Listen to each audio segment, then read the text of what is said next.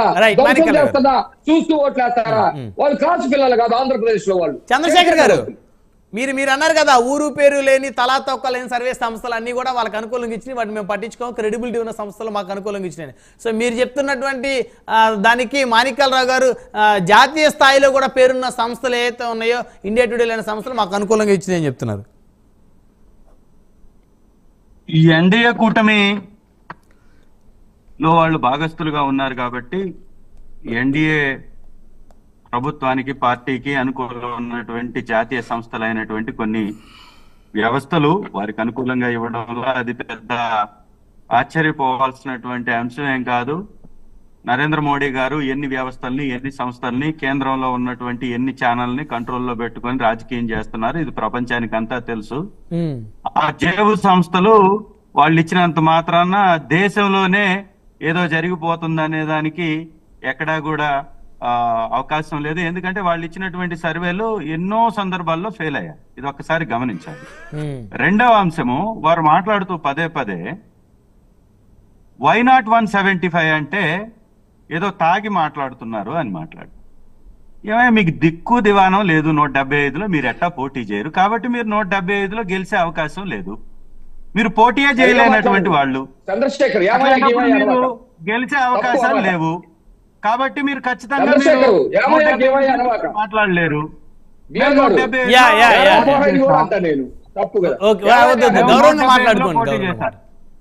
Sir వారే విజ్ఞత గురించి మాట్లాడారు. చంద్రశేఖర్ గారు ఇద్దరు ఒకరికొకరు పరస్పరం గౌరవంగా పెద్ద పెద్ద విపరీత ధోరణిలో మాట్లాడారు. అయినా మేము స్పందించలేదు. విజ్ఞత గాని వారికి ఉంటే గౌరవంగా మాట్లాడుకుంటాం ఒకరికొకరు గౌరవంగా. చంద్రశేఖర్ గారు కంటిన్యూ చేయండి. సార్ మేమేమంటామంటే కొంచెం ఫ్రేమ్ బాగా పెట్టించమనండి, ఏదో మీ వాడు వంకర టింకర్ గా పెట్టేస్తున్నాడు. సార్ మేమేమంటామంటే 175 నియోజకవర్గాల్లో మేము పోటీ చేశాం. 175 నియోజకవర్గాల్లో గెలవాలని మేము అనుకుంటాం. గెలవబోతున్నాం అనేది మా ఆశ. ఖచ్చితంగా గెలుస్తాం అనేది మా యొక్క విశ్వాసం. మేము చేసినటువంటి పనిని బట్టి ప్రజలకు అందించినటువంటి సంక్షేమాన్ని బట్టి రాష్ట్రానికి ఇచ్చినటువంటి అభివృద్ధిని బట్టి రాష్ట్రంలో ఉన్నటువంటి 175 నియోజకవర్గాల్లో మేము మంచి చేశాం కాబట్టి గెలుస్తామని మేము అనుకుంటున్నాం. 21 సీట్లలో పోటీ చేసినటువంటి జనసేనకు అవకాశం లేదు, చెప్పుకునే పరిస్థితి లేదు. అన్ని ఎలక్షన్స్ లో చంద్రబాబు నాయుడు ఎప్పుడైనా కానీ చంద్రబాబు నాయుడు గారు పొత్తుతో తప్ప ఒంటరిగా పోటీ చేసే సత్తా, దమ్ము, ధైర్యం, ఆ స్థాయి లేనటువంటి తెలుగుదేశం పార్టీ 175 గురించి మాట్లాడలేదు. ఇది మనకు తెలిసినటువంటి అంశమే. మరి 175లో పోటీ చేస్తున్నటువంటి వైఎస్ఆర్ కాంగ్రెస్ పార్టీ చెప్తే మీకు వింతగా ఉంది అని అంటే అది మీ విజ్ఞతకే వదిలేయాలి తప్ప ఇంకోటి కానే కాదు. రెండవది, దొంగలకు ఓట్లేయరు ప్రజలు, దోపిడీదారులకు ఓట్లేయరు ప్రజలు, లేదా అరాచకం చేసినటువంటి వ్యక్తులకు ఓట్లేయరు ప్రజలు అని వారు చెప్తుంది 100% వాస్తవం సార్. తెలుగుదేశం పార్టీ గతంలో చేసినటువంటి పరిపాలనను బట్టే దొంగలు, దోపిడీదారులు తెలుగుదేశం పార్టీ నాయకులు అని ప్రజలు అనుకున్నారు కాబట్టి 23 సీట్లు కట్టబెట్టేసి అదో పాతాళానికి ఆ పార్టీని తొక్కివేశారు.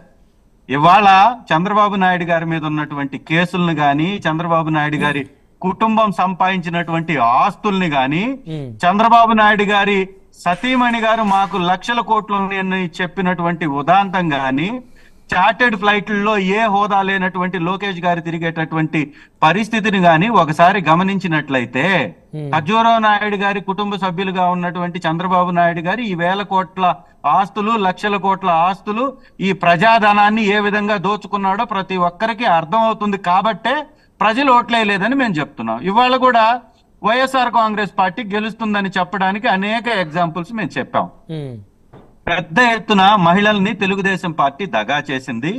గతంలో ఇదే ముగ్గురి త్రయంతో ఒక అధికారాన్ని చేపట్టినటువంటి ఈ ముగ్గురు 600 హామీలు ఇచ్చారు.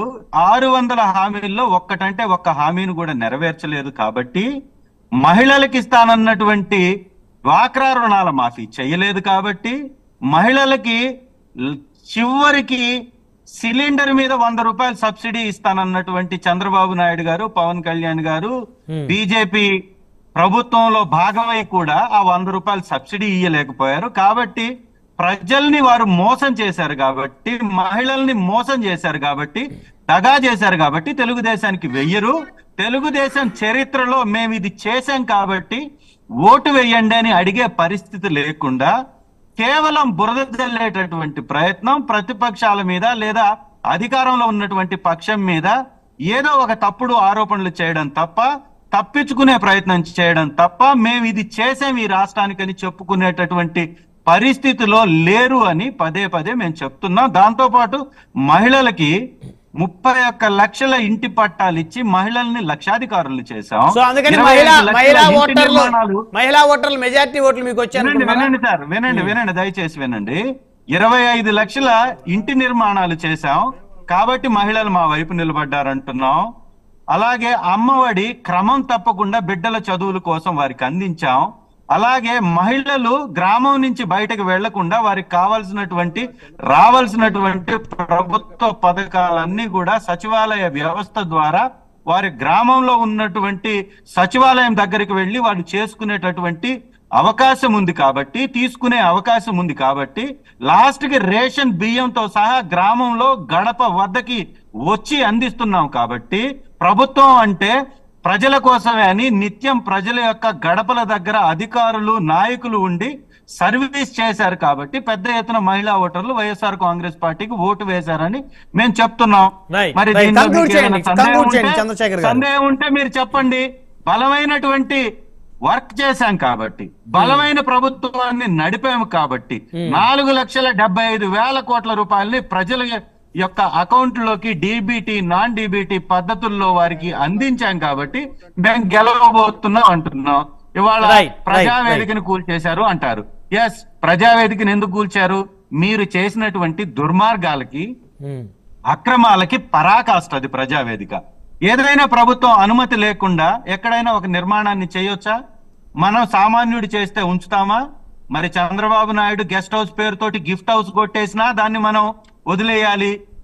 అక్కడ వాళ్ళ మన రమేష్ గారి రమేష్ గారి ఆస్తుల్ని కేకు ముక్కల్లాగా కొంత పవన్ కళ్యాణ్ గారికి, కొంత నారాయణ గారికి, కొంత 175 నియోజకవర్గాల్లో తెలుగుదేశం పార్టీకి పోటీ చేసినటువంటి అభ్యర్థులు. చంద్రశేఖర్ గారు ఇవన్నీ ఇప్పుడు శాంతి ప్రసాద్ గారు అన్నారు ఒకవేళ అసెంబ్లీకి వెళ్తే అక్కడ మాట్లాడండి కానీ ఇవన్నీ ఇక్కడ చంద్రబాబు నాయుడు గారు చంద్రశేఖర్ గారు సమయం లేదు, సమయం తక్కువగా ఉంది, దయచేసి సమయం మించిపోతుంది. మిగతా వాళ్ళు కూడా కంక్లూజన్ ఇచ్చే సమయం వాళ్ళ వారికి. చంద్రశేఖర్ గారు సమయం లేదు, దయచేసి చంద్రశేఖర్ గారు సమయం లేదు. ఇవాళ రాజధాని లేదని పెద్దలు 5 సంవత్సరాలు చంద్రశేఖర్ గారు రేపు మీరు అసెంబ్లీకి వెళ్ళిన తర్వాత రాజధాని గురించి అప్పుడు మాట్లాడండి, రాజధాని గురించి అక్కడ మాట్లాడండి, రాజధాని వచ్చే విధంగా ఏర్పాటే విధంగా.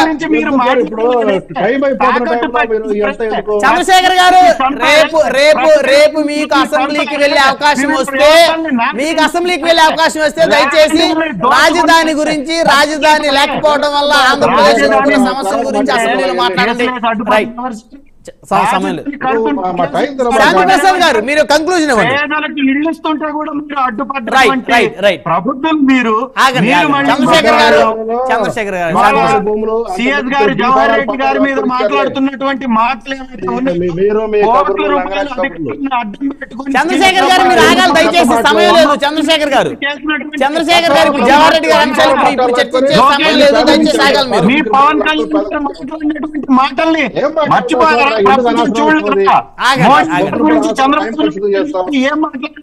ప్రపంచం మర్చిపోయిందా? గురువింద సామెతని గుర్తు చేసుకోండి సార్, గురువింద సామెతని గుర్తు చేసుకొని శాంతి ప్రసాద్ గారు కంక్లూజన్ ఇవ్వండి. ఈ రాష్ట్ర ప్రజలు మర్చిపోలేదు. చంద్రశేఖర్ గారు సమయం లేదు, దయచేసి మీరు ఆగాలి. చంద్రశేఖర్ గారు సమయం లేదు, దయచేసి ఆగాలి మీరు. శాంతి ప్రసాద్ గారు చంద్రబాబు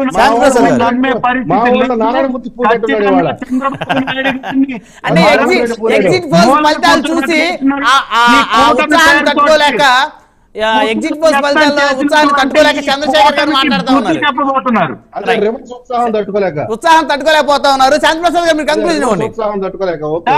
ఒంటరిగా పోటీయే చేయలేదు. సరే సరే ఆగండి, ఒకరి పెళ్లికి ఇంకొకరి బాజా ఆగండి ఆగండి చంద్రశేఖర్ గారు దయచేసి ఆగండి. మీకు అనుకూలంగానే ఇచ్చాయి చాలా సర్వేలు ఫలితాలు. సో పేరు పెట్టడం ఎలా ఉంటుంది? దయచేసి ఆగాలి. శాంతి ప్రసాద్ గారు ప్రకాశం ఉమ్మడి ప్రకాశం జిల్లా ఎర్రగొండపాలెంలో చంద్రశేఖర్ గారికి అనుకూలంగానే చాలా సర్వే సంస్థలు ఫలితాలు ఇచ్చాయి.